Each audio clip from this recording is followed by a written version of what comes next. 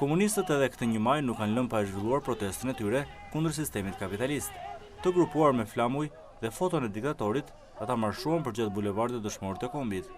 Kryetari i Partisë Komuniste kërkoi bashkimin e popullit dhe rrëzimin e burgjezëve që skllavërojnë qytetarët.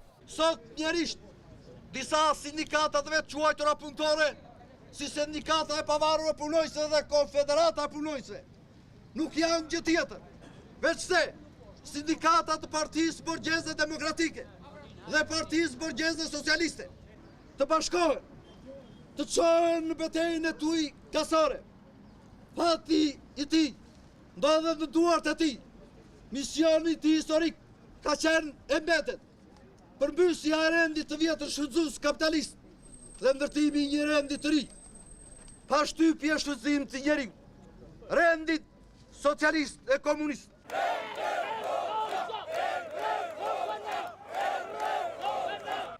Por tradita vazhdon për qytetarët e Tiranës në ditën e punonjësve.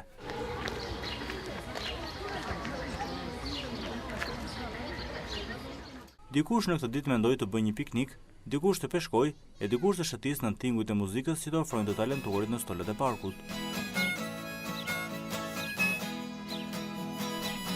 Edhe pse fikat e shiut ishin prezent, ato nuk penguan këta qytetarë që siç u imponon tradita të festojnë në kodrat e liçenit.